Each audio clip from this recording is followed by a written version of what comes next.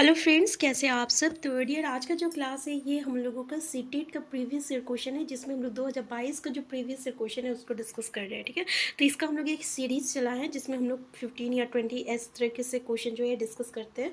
तो चलिए, और जो हमारा प्रीवियस ईयर क्वेश्चन रहेगा 5 ईयर्स का प्रीवियस ईयर क्वेश्चन एसएसटी का, ठीक है ना, बहुत ही इंपॉर्टेंट रहता है क्योंकि आपका क्वेश्चन जो रहेगा आपको यहीं से मिल जाएगा। ठीक है, तो 5 ईयर्स का प्रीवियस ईयर क्वेश्चन बहुत ही ज़रूरी है। स्टार्ट करते हैं आज का क्लास। पहला क्वेश्चन है, सामाजिक विज्ञान की कक्षा में निम्न में से कौन सा पहलू विविधता को बल देता है। विविधता मतलब क्या होता है, हम लोग चैप्टर में पढ़े थे, तो हम लोग देखें कि विविधता होती क्या है, असमानता। ठीक है, असमानता इसको हम लोग कैसे कह सकते हैं, जैसे कि हम बता रहे एक क्लास में 4 बच्चे हैं। ठीक है, अब 4 बच्चा है। अब चारों बच्चे को बोलोगे ना कि आप ड्राइंग बनाओ या पेंटिंग बनाओ, फिर उसके बाद आप उसकी ड्राइंग चेक करना, उसके पेंटिंग चेक करना, तो ये चारों स्टूडेंट का जो ड्राइंग रहेगा ना वो कभी भी सेम नहीं रहेगा, डिफरेंट डिफरेंट रहेगा। इसी को हम लोग क्या कहते हैं, विविधता कहते हैं। तो देखिए, पहला ऑप्शन है समानता, गरिमा, आज्ञाकारिता, अनुशासन, एकरूपता, विश्वास, पहुंच, गरिमा, समानता, आदर, एकरूपता और आज्ञाकारिता। हमारा आंसर क्या हो जाएगा कि विविधता को बल देता, मतलब पहुंच, गरिमा और समानता। आंसर सी हो जाएगा कि सामाजिक विज्ञान की कक्षा में निम्न में से कौन कौन सा पहलू विविधता को बल देता है। तो आपका हो जाएगा समानता, पहुंच और गरिमा। आंसर सी जो रहेगा करेक्ट आंसर हो जाएगा। नेक्स्ट, इनमें से भारत का सबसे नया राज्य कौन सा है। झारखंड, उत्तराखंड, तेलंगाना, मिजोरम। हमारा आंसर हो जाएगा तेलंगाना हो जाएगा। आंसर सी हो जाएगा। नेक्स्ट क्वेश्चन है, निम्न में से कौन सा व्यक्ति प्राथमिक क्षेत्र में कार्य करता है। देखिए, प्राथमिक क्षेत्र होता है, द्वितीय क्षेत्र होता है, अतृतीयक होता है। ठीक है, जैसे पहला ऑप्शन है राधा कपड़े की फैक्ट्री में सिलाई की यूनिट में काम करती है। दूसरा बोल रहा है सरिता एक उर्वरक कंपनी में बाजार प्रबंधक का कार्य करती है। तीसरा है हरप्रीत इमारत निर्माण स्थल पर क्रेन मशीन का संचालन करता है। चौथा है हामिद बागान में रबड़ का रोपण करता है। ठीक है, अब देखिए ये रबड़ का रोपण करता है मतलब पेड़ उगा रहा है। ठीक है, पेड़ रोप रहा है, हम लोग कह सकते हैं। तो यहाँ पे हम बताएं कि जो प्राथमिक स्तर होता है जिसको हम लोग प्राइमरी कहते हैं, प्राइमरी एक्टिविटीज़, तो इसमें वैसी एक्टिविटीज़ इंक्लूड होती है जो कि आपका नेचर से रिलेटेड हो, जैसे कि अगर आप पशुपालन कर रहे हैं, ठीक है ना, या फिर आप एग्रीकल्चर कर रहे हैं, तो इसको हम लोग प्राथमिक कहते हैं। ठीक है, तो यहाँ पे क्या हो जाएगा, हमारा आंसर डी जो रहेगा ये इसका करेक्ट आंसर हो जाएगा। फिर जो प्रोडक्शन वाला जो एक्टिविटीज़ हो जाता है, ठीक है, जैसे कि अब मिनरल्स निकाले, अब उसका जो है फैक्ट्रीज में उसका प्रोडक्शन हो रहा है, तो वो आपका द्वितीयक हो जाएगा। टर्सरी मतलब क्या होगा, जब ट्रांसपोर्टेशन जिसमें इन्वॉल्व होता है, ठीक है, वो हमारा टर्सरी एक्टिविटीज़ हो जाएगा। तो आंसर डी जो रहेगा ये इसका करेक्ट आंसर है। यहाँ से बहुत ही सिंपल क्वेश्चन आता है इस टॉपिक से, लेकिन क्वेश्चन आता है। ठीक है, नेक्स्ट है, निम्न में से कौन सा ग्रामीण क्षेत्रों में आजीविका के बारे में सरोकार चिंता का विषय है। आजीविका जो है सिविक्स का बहुत ही सिंपल क्वेश्चन है। चैप्टर बहुत बड़ा है लेकिन बहुत ही सिंपल है। एक बार अगर आप पढ़ लीजिएगा तो इस चैप्टर से रिलेटेड आप क्वेश्चन कर सकते हैं। पहला है ढुलाई क्षेत्र का बनना। दूसरा है कई मंजिल छोटी दुकानों पर कार्य के लंबे घंटे। तीसरा है मॉल्स द्वारा भारी छूट के चलते दुकानों पर विक्रय में कमी आना। और चौथा, कार्य की मौसम अनुसार प्राकृतिक कार्य उपलब्धता। देख सकते हैं यहाँ पे कार्य के मौसम अनुसार प्राकृतिक कार्य उपलब्धता। ठीक है, तो ग्रामीण क्षेत्रों में आजीविका के बारे में, तो यहाँ पे हम लोग पढ़े थे आजीविका में, तो हम लोग देखे थे जो ग्रामीण क्षेत्र में जो लोग रहते हैं, ठीक है, वो तो अधिकतर कृषि पर डिपेंड करते हैं, और कृषि जो रहता है ये मौसम पे डिपेंड करता है। तो यहाँ पे जो एक्टिविटीज़ होती है, ठीक है, तो ये कुछ ये मौसम के अकॉर्डिंग होती है, तो इसीलिए आंसर डी जो रहेगा यहाँ पे करेक्ट आंसर हो जाएगा। तो इन्हें जो है काम जो है ना हमेशा सालों भर नहीं मिल पाता है। ठीक है, सालों भर इन्हें काम जो है नहीं मिल पाता है, तो यहाँ पे आंसर डी जो रहेगा हमारा करेक्ट आंसर हो जाएगा।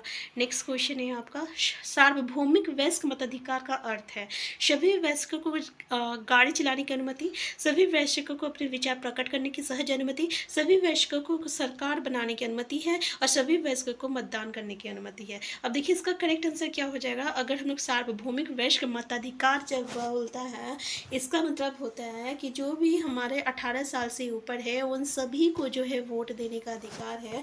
तो यहाँ पे हम लोग एक स्टोरी की तरह इसको समझे थे, जिसमें कि जब यहाँ पे समानता के बारे में बताया गया था इस चैप्टर में, कि जब हम लोग वोट देने, मतलब कि एक नौकरानी थी, जब वो वोट देने के लिए गई तो वो देखती है ना कि जिस लाइन में वो खड़ी थी वोट देने के लिए, उसी लाइन में उसका मालिक भी खड़ा है वोट देने के लिए। तब उसे ये समझ में आया कि यहाँ पे जो है हर एक कोई समान है, यहाँ पे कोई गरीब या कोई अमीर इस तरीके का नहीं होता है। वोट देना जो है ये हर किसी का अधिकार होता है, चाहे वो गरीब हो या अमीर हो या पढ़े लिखे हो या अनपढ़ हो। इससे पहले साउथ अफ्रीका में क्या होता था कि जो नेल्सन मंडेला का जो हम लोग स्टोरी पढ़े थे, उसमें क्या था ना कि जो काले लोग होते थे उन्हें वोट देने का अधिकार नहीं था। फिर जो अशिक्षित लोग होते थे उन्हें वोट देने का अधिकार नहीं था। जो गरीब लोग होते थे उन्हें वोट देने का अधिकार नहीं था, जिसमें बहुत लंबी लड़ाई लड़ी गई थी।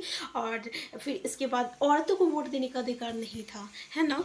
तो ये सब हम लोग डिस्कस किए हुए थे।